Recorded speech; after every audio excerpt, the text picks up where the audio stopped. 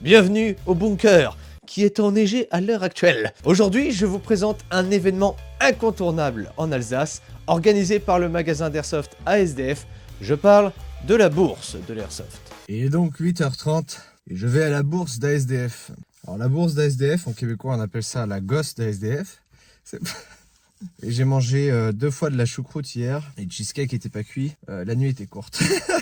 Cet événement rassemble plein d'associations, des joueurs qui souhaitent vendre leur matos d'occasion et puis discuter, échanger. Et en tant que passionné et membre de cette communauté Airsoft alsacienne, je pouvais pas passer à côté. J'ai eu un peu de mal à filmer l'événement, c'était dans un entrepôt, ok, là où se déroulent normalement les parties d'Airsoft ultra CQB de chez ASDF.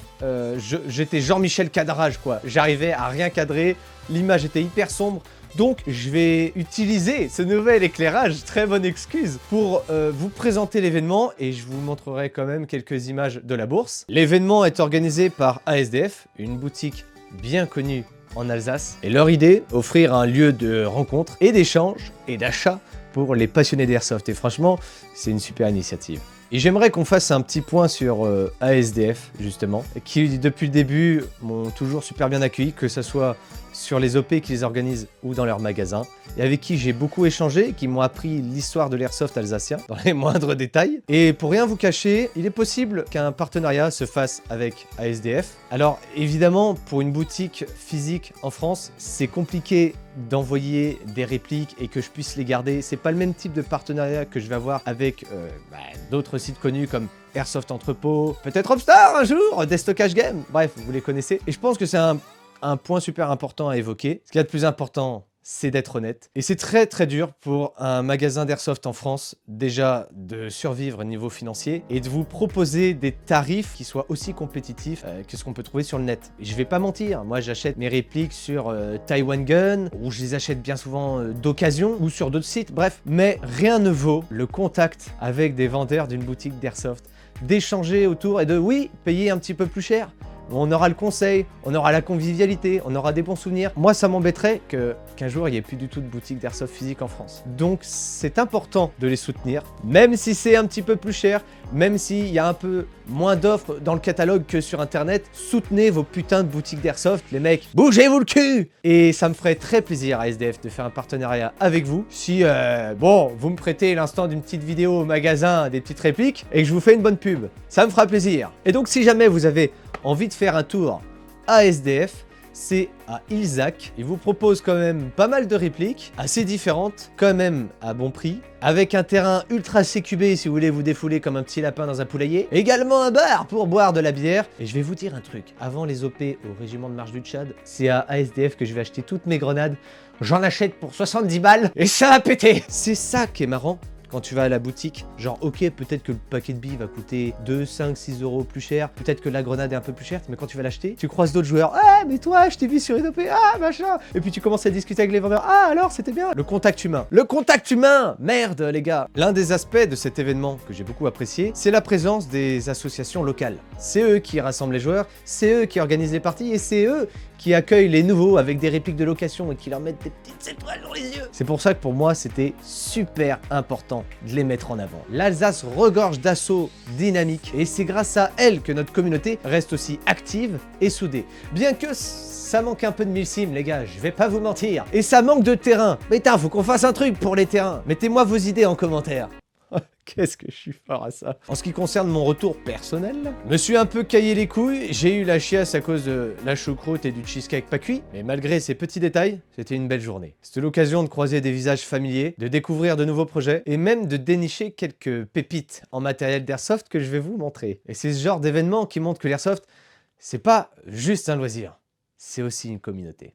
Pour commencer, j'ai rencontré l'équipe Requiem, la team Requiem du 68 ou du 67, je sais plus. Ils sont de Colmar, ils sont une quinzaine, et ils aiment bien être plutôt Rolltac, Milsim, RP. Et je les ai déjà croisés sur les OP au régiment d'infanterie de marine, le régiment des marches du Tchad, le RMT, à Meyenheim. On a évoqué ce sujet, les airsofters alsaciens, vous pourrez sans doute confirmer, on manque d'opérations Milsim en Alsace. On manque d'opérations Milsim en France, je pense, de manière globale. On en a quelques-unes, et des très belles, que j'ai pas encore participé. Mais en Alsace, c'est vrai que ça se fait pas trop. Et en discutant avec la team Requiem, on s'est dit, putain, j'espère connaître cela un jour. C'est une équipe qui, je pense, recrute toujours des membres, si vous cherchez. Ils ont pas encore de terrain, mais ils sont plutôt pas mal actifs. Puis ensuite, j'ai croisé l'équipe RPP. Alors, l'équipe, c'est une association qui se situe à Roye. C'est entre Vesoul et Belfort. Ils ont un terrain en construction dans des bois. Ça pourrait être intéressant. Faudrait que j'aille jeter un coup d'œil, un de ces quatre. Et le gars de RPP avait pas mal d'uniformes à vendre. J'ai craqué. Je vous montre ça juste après. Nous avions également une association, la FSRA. Des gars qui étaient de Colmar. Eux, ça faisait 3 ans qu'ils existaient et ils n'ont plus de terrain. Bizarrement, tous les airsofters de Colmar n'ont plus de terrain. Et on en a discuté de ça. En échangeant avec les membres de la FSRA, je me suis rendu compte que les maires devenaient très réticents à louer des terrains aux airsofters du fait que ce soit des répliques d'armes à feu, déjà de 1, et que les anciens proprios de terrains d'airsoft ne prêtent plus aux nouvelles associations d'airsoft, ou du moins ne mettent pas à disposition, parce que certaines assos auraient fait de la merde niveau assurance, etc. Donc n'étaient pas très réglo. Et du coup, les autres en pâtissent aujourd'hui, et c'est vraiment dommage. Ensuite, on a les 7 nains. J'ai joué qu'une seule fois chez eux, et pourtant leur terrain, 4 hectares, enfin 3,5 parce qu'ils se laissent une petite marge de sécurité pour les piétons. Incroyable terrain, forêt, plein de bunkers. Vous avez vu ma vidéo, mais à l'époque quand j'ai sorti la vidéo, à l'époque, il y a un an de ça, j'avais plein de buées, mes écrans étaient rayés. Bref, je suis vraiment pas arrivé dans de bonnes conditions pour filmer. Il faut absolument que j'y retourne. Donc les 7 nains, faites-moi une place au chaud, j'arrive bientôt.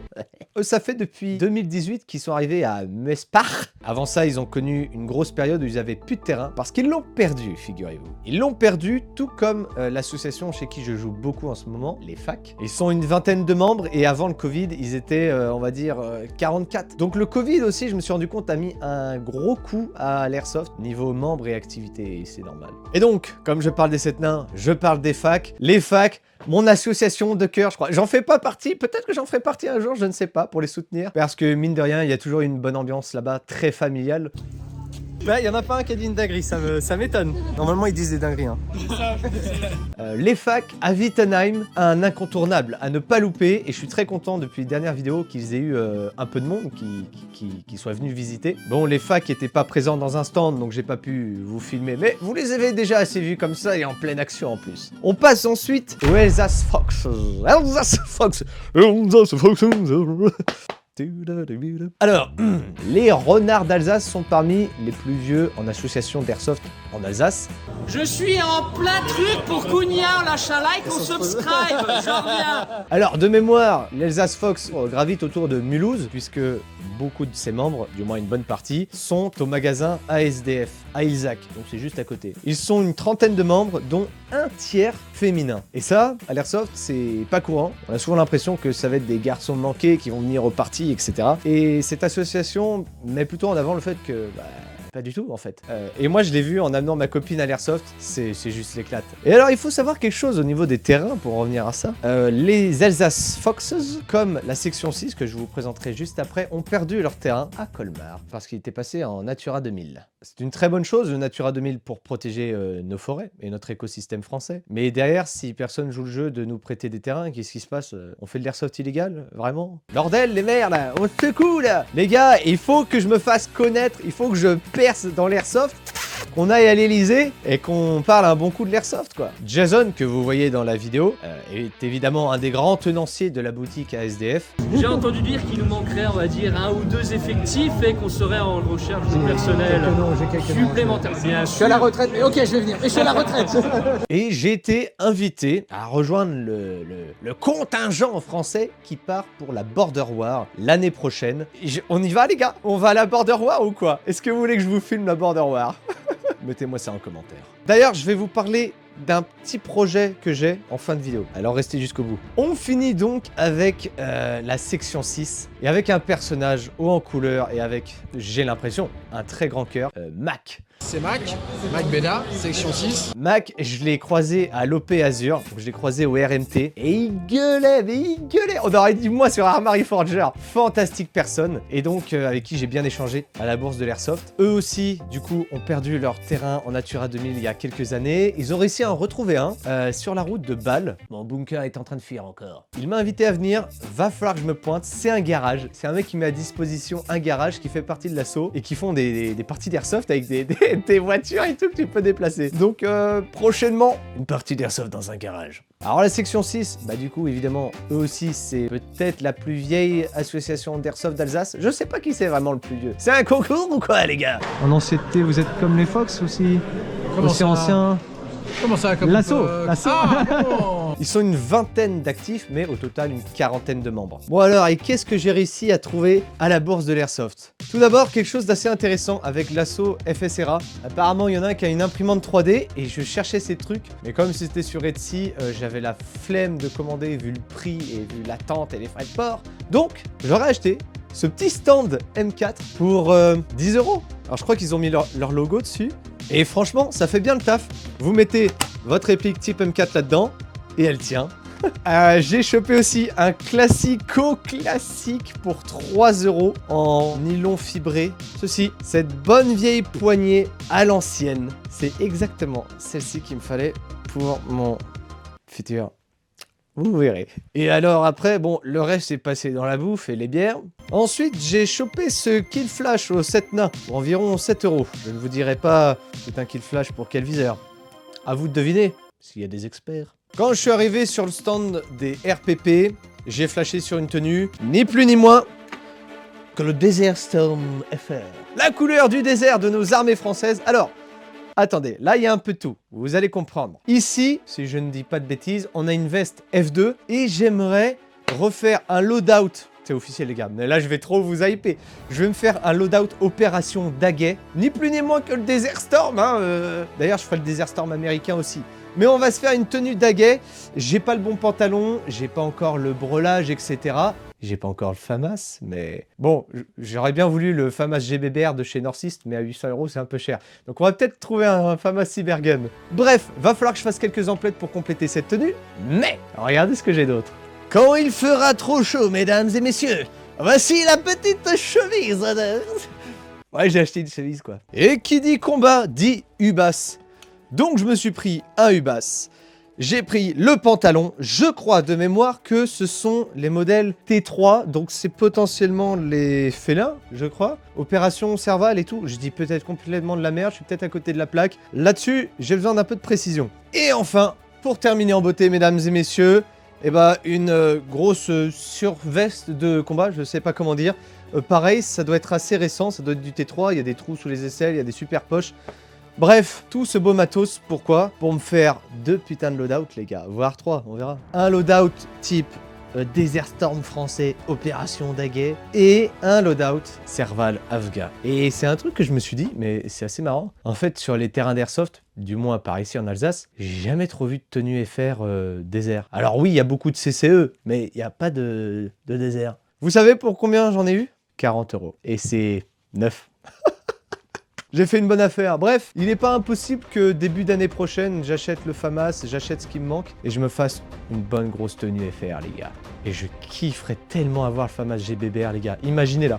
Oh là là. T'imagines les mecs qui voient le FAMAS GBBR, le mec en tenue. Ah, putain, c'est un putain de style quand même, la tenue française. Hein? Et alors, je voulais vous parler d'une dernière petite surprise en fin de vidéo. Valentin, il était là à la bourse de l'Airsoft, il avait un petit stand et j'ai discuté pas mal avec lui, j'ai bouffé un pants et dans la file d'attente, il me fait « Mais tu me reconnais pas? J'ai joué avec toi à l'OP Azure, au RMT, j'étais dans ta section Charlie. » Je suis « Quoi? Mais non !» Et section Charlie, meilleure section ever. Et on a pas mal discuté Milsim, notamment avec des gars de la Alsace Fox qui étaient partis en Suède, Border War. Là où je veux en venir, pour vous présenter le petit projet que j'ai en ce moment. Là, je joue avec mes beaux-frères, des amis de mes beaux-frères, des gens qu'on rencontre à l'Airsoft. On est très casual et j'aimerais créer ma propre petite expérience, ma propre escouade. Pour l'instant, je vais voir pour une escouade de 4 gars, bien vénères, prêts à faire différents loadouts pour faire ma propre escouade Milsim Airsoft et participer à des grosses opérations Milsim de malade. Putain, les gars, j'ai trop envie de ça, là. Voilà. Et peut-être que Valentin fera partie de cette escouade d'ailleurs. On verra comment ça se tourne. Bien. Merci à SDF pour l'organisation au top. Merci au food truck qui nous a fourni de délicieux pans. Et un grand bravo à toutes les assos qui étaient présentes. C'est pas qu'on se caille le cul dans ce bunker, mais on se caille le cul quoi. Je vous donne rendez-vous pour la prochaine et dernière vidéo Airsoft de cette année, qui sera un putain de chef-d'œuvre. Des bisous les Airsofters. C'était quoi ça? C'est cadeau. C'était dernière chance. J'ai reconnu direct, on m'a pointé. T'auras droit à un petit café. Ah cool, ok, merci. Ça va et toi? Donne ton nom. Cugna. Cugna quoi? Cugna sur YouTube, sur Twitch. Ok. Mais il est tombé. Tu n'as qu'une seule chance de répondre. Donne-moi les coordonnées des bateaux. Mickey Mouse.